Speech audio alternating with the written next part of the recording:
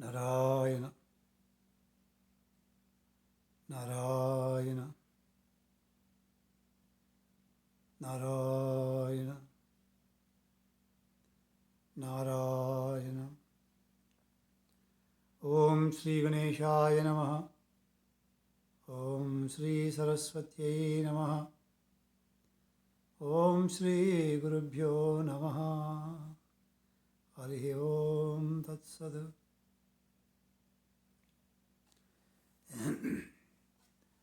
Here we are with Sadharma Pundarika. We reviewed a few important ideas from the chapter 1, which is Upadghata or introduction. Here we are entering now into chapter 2, which is called skillful means. Upaya or skillful means. The intent is that the listeners, whether it would be the monks or the lay people, monks or bhikshuni, or laywomen or laymen, would be qualified differently. They have different capacities. If the Buddha were to instruct them into the Buddha path or Buddha vehicle, Buddhayana, which primarily is the Mahayana, which makes a person equivalent to the Buddha in the knowledge. Basically a Sarvagna, giving them the Sarvagnata or all-knowingness, which is a difficult path and may take several lifetimes, as it is stated.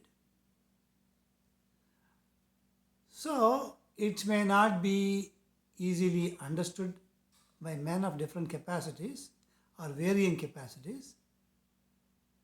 So, the Buddha addresses the teaching in 3 different rungs or 3 different levels. First, delivering the Shravakayana, which is defined to be freedom from the cycle of birth and death. Then, the people who are a little bit more capable than that, and here also there is level 2, which is called Pratyeka Buddhayana, or individual. Pratyeka means individual, each. Buddhayana means it is specific and particular to each such individual who is making an effort, meaning they have to dare their own discovery, taking the hints from the Buddha. They are not going to sit and practice with the Buddha all the time.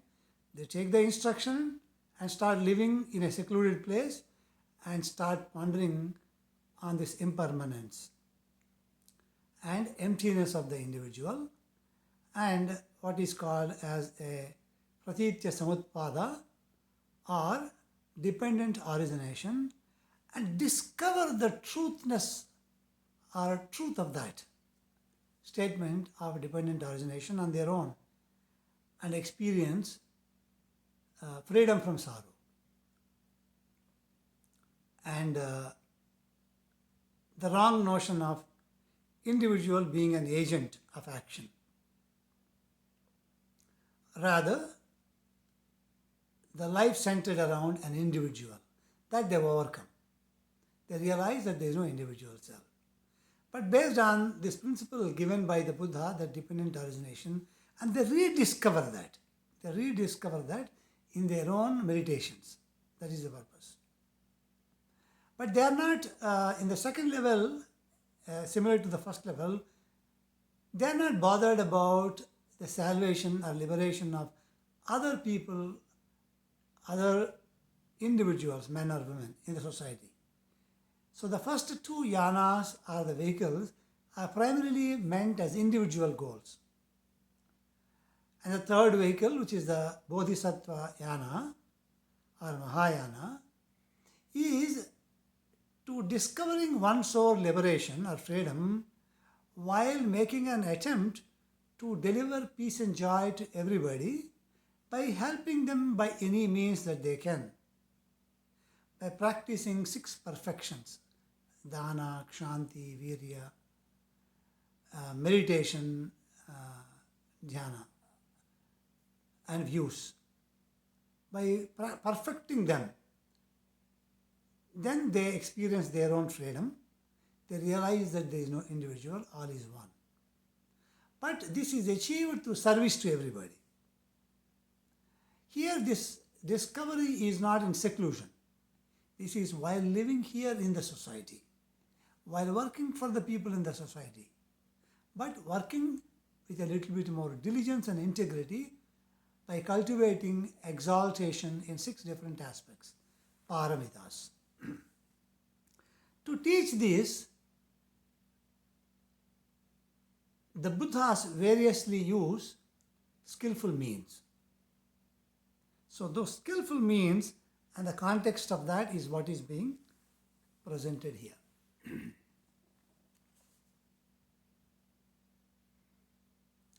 On page number 1, it says,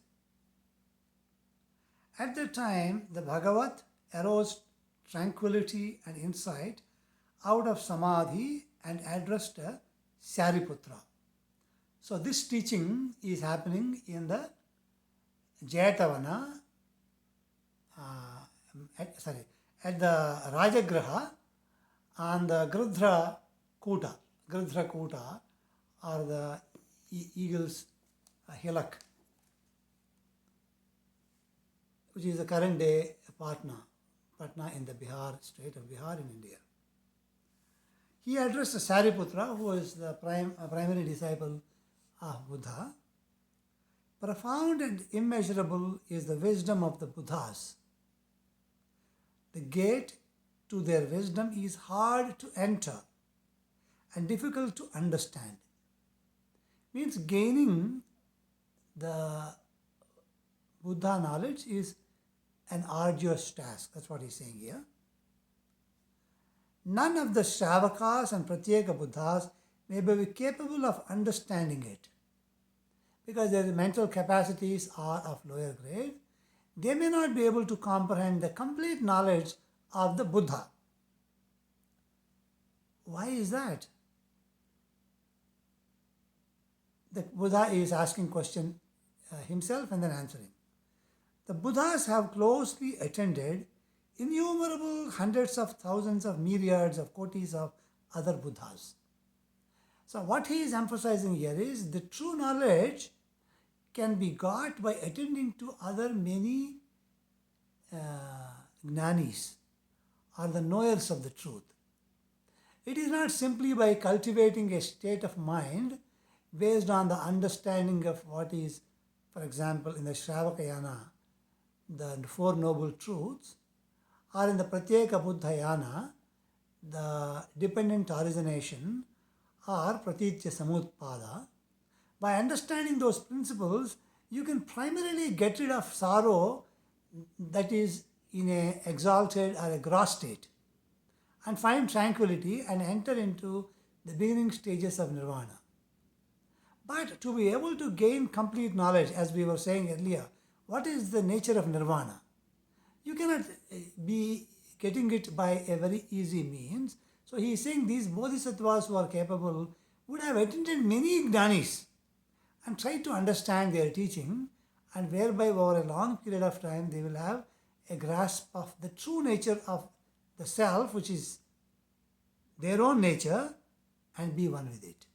So he is saying they would have, the Buddhas have closely attended innumerable hundreds of thousands of myriads of kotis of other Buddhas. So before one becomes a Buddha, in their previous births they must have attended the lectures and teachings of many other Buddhas or Jnanis. They have exhaustively carried out practices with courage and persistence under uncountable number of Buddhas. Not only that, the teachings that are given, the paramitas that are being told, and the teachings of discipline and integrity, they would have practiced over several lifetimes working under many great teachers or gnanis, Buddhas. Their names becoming universally renowned. Their names becoming universally renowned.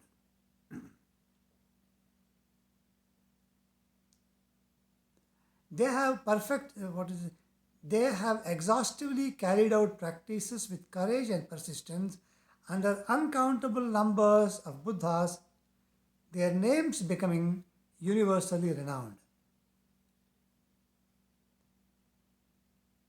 So,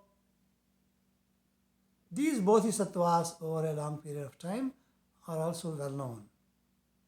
They have perfected this profound and unprecedented dharma. Because the bodhisattvas have practiced well, attended to many other Buddhas, they themselves have become Buddhas and have become very well known. Their names becoming universally renowned. Because having become Buddha, they themselves have become very renowned. They have perfected this profound and unprecedented dharma, and their intention in adapting their explanation to what is appropriate is difficult to understand. This is what the Buddha is trying to emphasize. They have perfected this profound and unprecedented dharma. Means this functioning of this universal manifestation, they have understood well. And their intention in adapting their explanations to what is appropriate is difficult to understand. And based on their audience, they would resize or right size the mechanism of their delivery to their attendants and students who come to them. It is hard to guess based on what logic they arrived at this delivery mechanism. That's what he's saying. Meaning that they are really uniquely tailored in delivering to their students. Others cannot understand. The meaning behind that is, the Buddhas have a natural transcendental power to know the inclinations and tendencies of their listeners, their students, their disciples, which is a transcendental knowledge, which is a mental ability to connect with others' mental attitude. By looking at them, they understand at what is the composition of the other's mind, where they are stuck, what is their difficulty, why they are not able to progress, why they are not able to give up their attachment. That understand this Buddha, out of his complete enlightenment, would have. So accordingly, they will design or adapt their teaching to suit to those individuals who are in the assembly.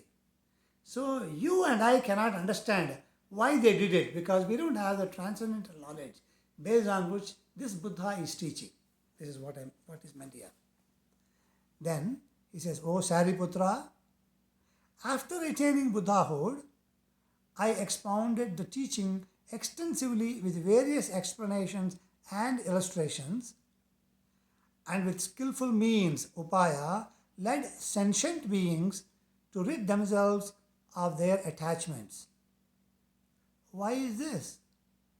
Because all the Tathagatas have attained perfect mastery of skillful means, wisdom and insight. Here, the Shakyamuni Buddha is stating to Sariputra, who is one of the principal disciples of the Buddha, primary disciples, he's saying, after attaining Buddhahood, I expounded the teaching extensively with various explanations and illustrations. So this is one interesting aspect of the teachings of the Buddha, that you find a lot of stories, anecdotes, illustrations. They are not as cryptic as the Upanishads, so they are much easier to read. And with skillful means, upaya, led sentient beings to rid themselves of their attachments. So basically the teaching is what? Teaching is getting rid of the attachments. A sadhaka or a bodhisattva or a monk or a layperson The main goal is to getting rid of the attachments. Attachments which are mental structures, mental formations, it's called samskaras, which we have, saying that this is I and these are mine. This is good, this is bad. Likes and dislikes. So we are attached to them. And the agentship and enjoyership. These are the things, attachments related to that. So the teacher uses skillful means so the individual understands that these attachments are illusory. He says, why is this? Because all the Tathagatas have attained perfect mastery of skillful means. Means what is the right mechanism so we can dislodge this attachment the individual has which is binding them. And the Tathagata has a wisdom. Means he knows the truth. He has the wisdom. And he also got insight into it. Means what is the true nature of that phenomena and the individuals, their attachments. All this is in the understanding of the Buddha, which he got out of the Buddhahood. Now here on page 26, another sentence, a few sentences. I have revealed the teaching of the three vehicles with the power of the skillful means of the Buddhas, so as to free the sentient beings from their various human attachments. I am reading these sentences so that we know what is the main theme of these teachings in the Lotus Sutra. Here again, on this page also, here the emphasis is on attachments, saying, I have revealed the teaching of the three vehicles that we discussed earlier with the power of the skillful means of the Buddhas. The skillful means are used of the Buddhas so as to free the sentient beings, the individuals, from their various human attachments. The goal of the teaching is only one, how to get rid of these attachments, which are superimposed on the individual consciousness because of the upadhi or the agent of the body, mind, intellect. And of course in the Buddhist terms, the samskaras as well. Those explanations will come as it goes by. So here the emphasis is again on getting rid of attachment. So if our sadhana is focused on getting rid of these attachments which are unreal, then such sadhana will be fruitful. Then on page 28,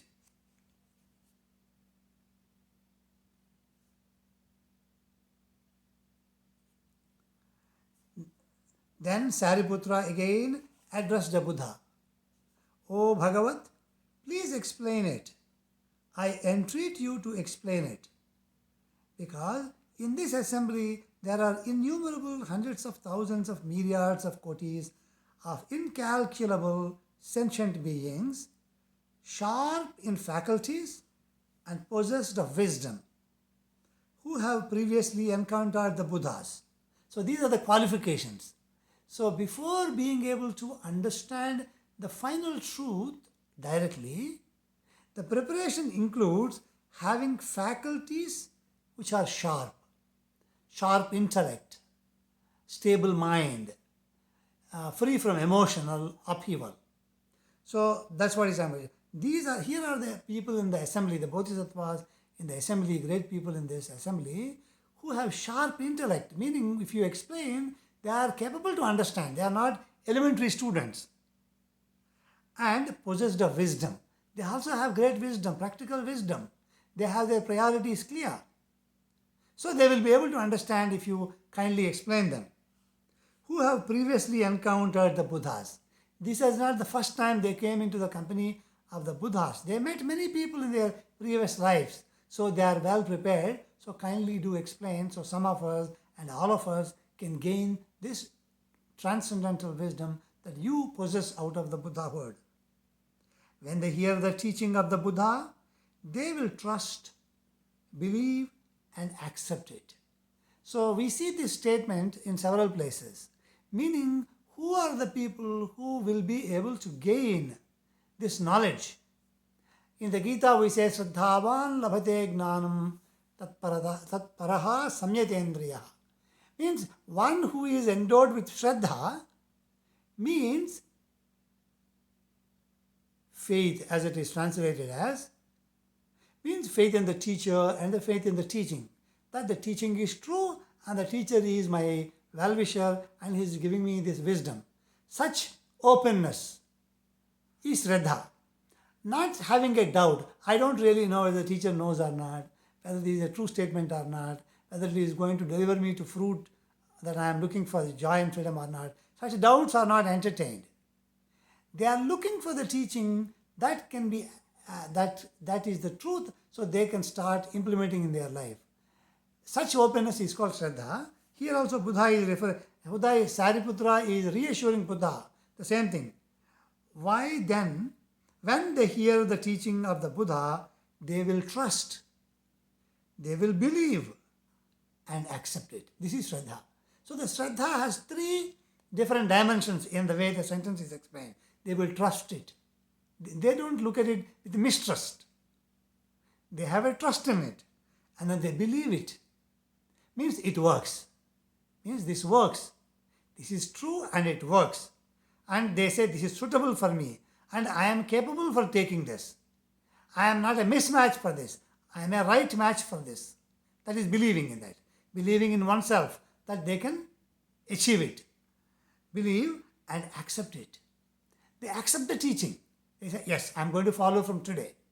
There is no more doubt in it that I will try for some time, etc. They say, this is the final teaching and I take it and live my life. Whatever it comes, I am going to run with it until the final knowledge dawns on. So this is the triple word adjective that comes very often in terms of a qualified student, saying they will trust it, they will believe it, and accept it, means they will implement it in their life.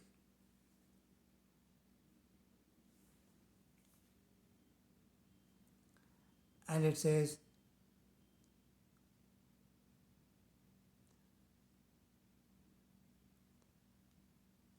at that time, the Bhagavat again spoke in verse. So this is one trend we see in these sutras. First there is something told in the prose, and then the same thing is said again in verse. And I also find that there are some additions and omissions between the two. So it is always profitable to read both to gain more. Here it says, enough, enough, speak no more. The dharma that I have attained is excellent and incomprehensible. It means he's saying it's very profound. Though the arrogant hear it, they will never accept it. So the definition of arrogance is that they are not willing to accept it. So what is important in the qualifications is not having arrogance, meaning they are open to listening to it and willing to accept it. So non-believers, as they say in other places that I see, here in terms of they only say they hear it but they cannot accept the teaching. And then they are not as fundamental or skewed as in Islamic words, non-believers. Here it is, they are arrogant. Means the teaching they don't add is not the right teaching. They will say like that and walk away. So those are the arrogant people that Buddha always emphasizes, saying that I should only teach to those people who are not arrogant. Meaning those who are willing to accept it, I should teach. Then on page 30 it says, when he said this, here he is giving the explanation. This is an example of what is arrogance. Then the Bhagavat spoke to Sariputra saying, you have now persistently asked me 3 times. How could I possibly not explain it to you? Therefore, listen carefully and pay close attention. I will now illuminate and explain it. So what happened?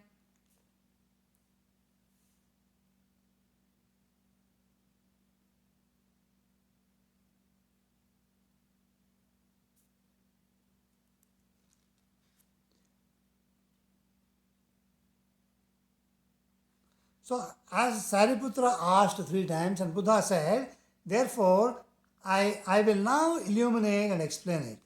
When he said this, 5,000 monks, nuns, laymen and laywomen in the assembly immediately got up from their seats, bowed to the Buddha and left.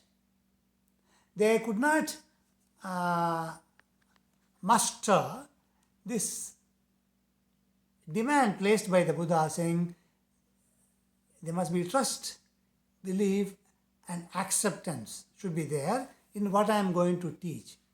So what happened when the persistence was there on the requirement for these qualifications to understand, there were a few people who were unsettled. No, they're not for us. We are happy with what we have. So basically they are not qualified. This is what we know is great. We don't need any new teaching. Such attitude. They are not even qualified for the first jnana. That's what you need to recognize. These are unqualified people that the Buddha is referring to. These are what is called arrogant people. So he says, they immediately got up, bowed to the Buddha and left. What was the reason for this? Because the roots of error among this group had been deeply planted and they were arrogant, thinking they had attained what they had not attained and had realized what they had not realized. So these are the people who think they already got it. So they have nothing more to learn from Buddha. We already know what is the thing and we already got it. We are already enlightened. So because they have false views of what it is, and they think we know what is the self is, we know what is the ultimate knowledge, we don't need any teaching, though they expect, they respect Buddha, they simply bowed to him and went away, thinking that what they know was already good enough. They are arrogant people. They are not even having patience to listen to the teaching of the Buddha. They were arrogant, thinking they had attained what they had not attained. They really did not attain, but they thought they attained and had realized what they had not realized. Because of such defects, they did not stay. And the Bhagavat remained silent and did not stop them. Buddha did not say, no, please stay back. Because he was not interested in teaching anybody who was not a qualified student. So the message of the story is that if you have arrogance, that you are already enlightened, truly you have not attained it, you have not realized it, but you think, you are one of those arrogant people, and if you want to go away and you don't want to listen to it, I'm not going to stop you. Please go away, because by your presence, you only pollute other people here, demotivate them, disturb the environment. So it is better that you go away because you are not prepared for the highest teaching, that is not even highest teaching, the true teaching. The beginnings of the true teaching, you are not prepared because you are arrogant. Without knowing, you think you know. So you cannot teach somebody who thinks he already knows. What can you teach? So this is how he says that. O Shariputra, on page number 31. O Shariputra, a Tathagata teaches sentient beings the Dharma only through the single Buddha vehicle. There is no other, neither a second nor a third. So now he is having seen that the arrogant people have left the assembly. Now the Buddha says, now I am going to teach you the Buddha's vehicle, which is a single vehicle, and there is no other. O Shariputra, a Tathagata teaches sentient beings the Dharma only through the single Buddha vehicle. Only, Bhagavan also said, Gnane tu Kaivalyam. The Kevala Atma Bhava is only through Gnana. Yesterday, a few days ago, I was mentioning Krishna's statement. Ekam Sankhyancha Yogancha Yah Pasyati Sapasyati. Sankhya and Yoga is just one. Whoever sees that, only that man sees. So there also in the Gita, only one means is said. But people initially think there is a Karma Yoga, there is a Gnana Yoga. Bhagavan Bhashyakara Shankaracharya also says that Karma Yoga prepares you for Gnana Yoga. He does not say Karma Yoga is separate from Gnana Yoga. So when you exert starting from Karma Yoga, at some point of time you become qualified for a Gnana Yoga or a Sankhya Yoga, and thus teachers will come and you will move on to the Gnana Yoga where karma is totally left behind.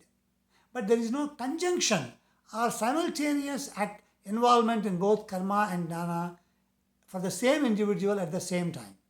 But these two can be there at different points of time in their life and sadhana. First being Karma Yoga and then into the Jnana Yoga. So here also Buddha says there is only a single Buddha vehicle. There is no other, neither a second nor a third. So we will continue further. Om Shanti Shanti Shanti Hari Om Tat Sat Sarvam Sri Krishna Arpanamastu.